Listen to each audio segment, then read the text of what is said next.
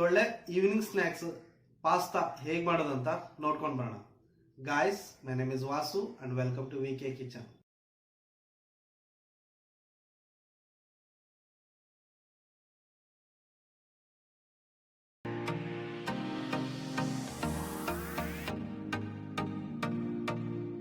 ಮೊದಲು ನೀರು ಬಿಸಿಗಿಡುವ. ಬಿಸಿ ಇಟ್ಟ ನಂತರ ಪೆನ್ನೆ ಪಾಸ್ತಾ ಅಂತ ಸಿಗುತ್ತೆ. ಆ ಪಾಸ್ತಾ ತೊಗೊಂಡ್ಬಿಟ್ಟು ಬಿಸಿ ಕುದೀತಾ ಇರೋ ನೀರಿಗೆ ಹಾಕುವ. ಅದಕ್ಕೆ 1 ಟೇಬಲ್ ಸ್ಪೂನ್ ಸಾಲ್ಟು ಮತ್ತು ಸ್ವಲ್ಪ ಆಯಿಲ್ ಹಾಕುವ. ಯಾಕಂದರೆ ಆಯಿಲ್ ಯಾಕೆ ಹಾಕ್ತೇವೆ ಅಂತ ಹೇಳಿದ್ರೆ ಅದು ಒಂದಕ್ಕೊಂದು ಅಂಟಬಾರ್ದು ಅಂತ, ನೀಟಾಗಿ ಸಾಫ್ಟಾಗಿ ಬೇಯುತ್ತೆ. ಓಕೆ, ಬೆಂದಿದೆ.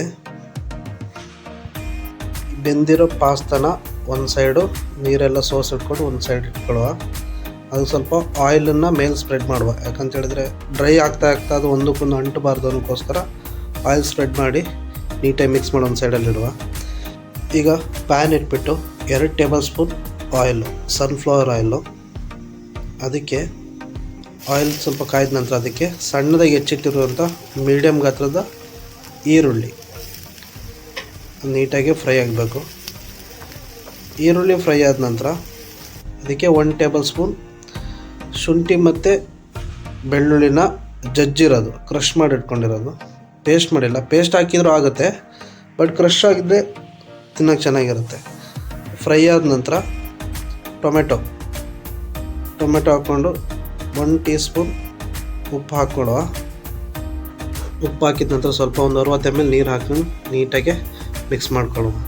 ಮತ್ತು ಇದಕ್ಕೆ 1 teaspoon chilli powder, 1 teaspoon coriander powder ಹಾಕಿ ನೀಟಾಗಿ ಮಿಕ್ಸ್ ಮಾಡ್ಕೊಳ್ಳುವ.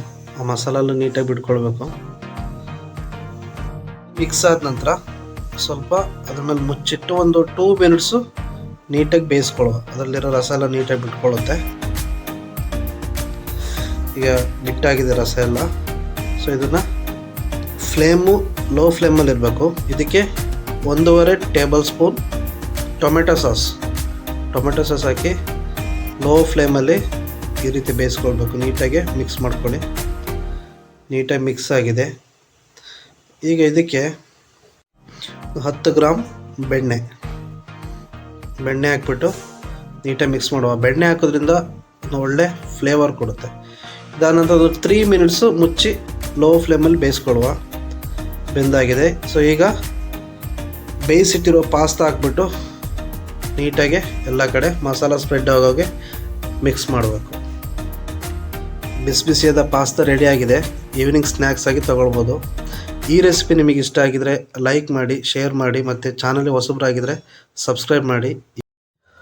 ಇನ್ನೊಂದು ಹೊಸ ರೆಸಿಪಿ ಜೊತೆ ಮುಂದಿನ ವೀಡಿಯೋದಲ್ಲಿ ಸಿಗ್ತೀನಿ. ಅಲ್ಲಿವರೆಗೂ ಬಾಯ್.